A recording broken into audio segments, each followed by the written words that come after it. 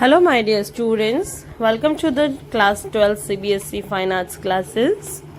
Today our topic is Deccan Schools of Miniature Paintings. Chapter number 5, let's start it. This miniature painting style flourished initially in Bahmani court and later कुछ time के बाद ये partitions हो गए थे Ahmednagar, Bijapur, Golconda and वो properly Deccan school painting फिर यहीं जगहों पर बने. The maximum number of paintings was produce during the time of Sultan Ibrahim Adil Shah two. बाद में जब आदिल शाहानी का रूल बढ़ा तब उन्होंने अपने कोर्ट में कई ईरानी, Persian, Turkish calligraphers and scholars को इनवाइट किया क्योंकि सारे आर्टिस्ट बाहर से थे, मॉडर्न कंट्रीज से थे. दैट इज़ वाई इन्होंने जिस तरह की आर्ट्स बनाई those were completely based on Islamic art style. उन्हें इंडियन आर्ट इसलिए कहा गया बिकॉज वो सिर्फ इंडियन सॉइल पर, इट मीन्स भारत की भूमि पर बनी थी. दैट इज़ वाई उन्हें इंडियन आर्ट में इंक्लूड किया गया, अदरवाइज वो सारी इस्लामिक आर्ट स्टाइल्स थी. Now what are the specialities of the style of Deccani art? ये जो पेंटिंग्स बनी हुई थी बहुत रिडोमैटिक थी. ये बहुत ज़्यादा पर्शियन, तुर्किश आर्ट से इन्फ्लुएंस थी. सेकंड इसका स्पेशलिटी ये था कि इसमें सेंशुअलिटी बहुत ज़्यादा थी and restaurant of European and Turkish portraiture जो था वो इसमें बहुत ज़्यादा था.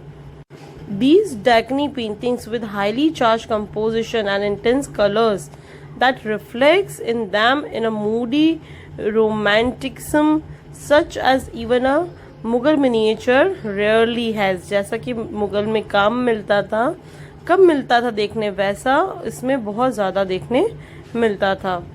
जो भी सारे पेंटिंग्स थे, पोर्ट्रेट्स थे, वो टॉल होते थे, फेयर कॉम्प्लेक्शन होता था, इमोशनली चार्ज्ड होते थे जैसे मेल्स, एंड वुमेन्स की जो पेंटिंग्स होती थी वो बहुत सेंशुअल होती थी. पोर्ट्रेट्स में जो लोग होते थे उनके फेसेस बहुत लवली बनाए जाते थे. Large wide open eyes, bold features, broad forehead होता था, नेक्स हाई होते थे, मीन्स लंबे नेक्स होते थे. वेस्ट को ट्रायंगुलर शेप में बनाया जाता था. नीटली कर्व फिगर्स होते थे, each one characterized by excitement, vigor, moods, sentiments and dramatic intensity infused into its being. इस तरह की ये पूरी उस पिक्चर्स की स्पेशलिटी होती थी. कॉस्ट्यूम्स बहुत एलिगेंट होते थे, ब्यूटीफुल एम्ब्रॉयडरीड होते थे, वाइट कलर में होते थे जैसे कि मुस्लिम कोट्स पहने हो, and few pieces of jewellery वो गले में डालते थे जिससे वो अडॉर्न होते थे. The harmoniously manipulated colors in a Deccani miniature not only reveal various forms but also various moods. Now in this chapter our first painting is Chand Bibi playing polo. Polo is a game जहाँ दो लोग hockey stick लेकर एक ball जो ground पे पड़ी होती है उसे इधर उधर ड्रैग करते हैं और उन्हें अपने उसे कोर्टयार्ड में लेकर आना होता है. इस पोलो गेम को पहले के टाइम पे शोगुन भी कहा जाता था. The painter name is unknown. Painting is made in Golconda sub school, made by water colours on paper in 1715 AD. Technique they have used tempera. This painting is available in National Museum New Delhi. इस picture में चांद बीबी and उसके साथ 3 और female players हैं जो कि royal dresses में हैं, हॉर्सेस पर बैठी हुई हैं और पोलो खेल रहे हैं, पोलो गेम खेल रहे हैं. उनकी ड्रेसेस और हॉर्सेस ने जो भी पेंटेड किया हुआ है उनकी ड्रेसेस को और हॉर्सेस को जिस भी कलर से वो डिफरेंट कलर्स हैं. इस पिक्चर के फोरग्राउंड में मीन्स सामने की तरफ, सबसे आगे की तरफ जो प्लेग्राउंड शो हो रहा है उसमें एक वाटर पॉन्ड बना हुआ है, तालाब सा, जिसमें कुछ बर्ड्स हैं वाइट कलर की पेंटेड, कुछ फ्लावर्स बने हुए हैं, रेड एंड ब्लू कलर्स में पेंटेड हैं। इस पिक्चर के बैकग्राउंड जो हिंद पार्ट है इसका, वो ग्रीन कलर से पेंटेड है, जो कि ग्रीनरी को शो कर रहा है। मिडिल पार्ट में प्लेयर्स खेल रहे हैं, हॉर्सेस पर बैठे हुए हैं, और इसके पीछे का जो बैकग्राउंड आपको दिख रहा है जिसपे कुछ घर बने हुए हैं, कुछ हिल्स बने हुए हैं, that is in wavy shape and hilly area को शो कर रखा है। प्लेयर्स 4 हैं, जिनमें से दो प्लेयर्स अलग अलग साइड्स पर हैं और उन्होंने एक दूसरे की तरफ फेस कर रखा है। 2 फीमेल्स जो पीछे की तरफ हैं वो अपने स्टिक से वाइट बॉल को कंट्रोल करती हुई दिखाई दे रही हैं, जबकि आगे जो 2 फीमेल्स हॉर्सेस पर बैठी हैं उनके बीच में सफिशिएंट इनफ स्पेस है। एक लेडी और है जो कि एम्पायर की भूमिका निभा रही है। पीछे बैक साइड बैकग्राउंड में एक ऊपर ही ऊपर फोर्ट दिखाई दे रहा है। इस फोर्ट के नीचे की तरफ कुछ घर और कुछ बिल्डिंग्स हैं इधर उधर बने हुए। एक सूरज दिखाई दे रहा है ब्लू कलर के स्काई में, येलो कलर से सन को बना रखा है। ऊपर और नीचे की पेंटिंग में काफ़ी अच्छी मार्जिन छोड़ रखी है ग्रीन एंड येलो कलर से, जिसे शो कर रखा है। इन दोनों मार्जिन्स के बीच में येलो कलर पेंट है।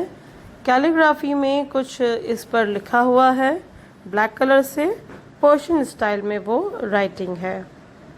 सो इस तरह हमारा ये पॉइंट चैप्टर का फिनिश होता है।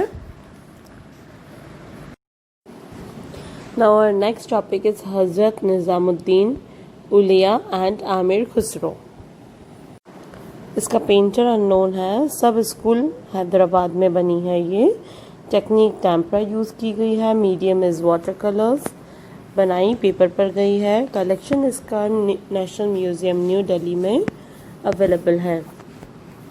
This miniature painting actually painted with the romantic elements by an enormous painter in Hyderabad style.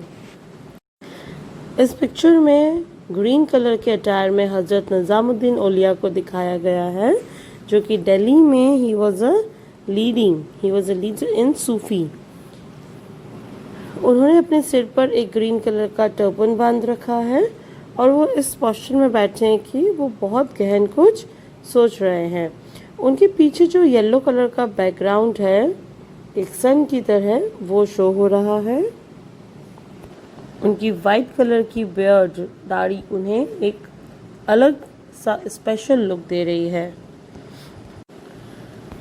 उनके बिल्कुल थोड़ा सा आगे सामने की तरफ एक और पर्सन बैठे हैं जो कि आमिर खुसरो हैं।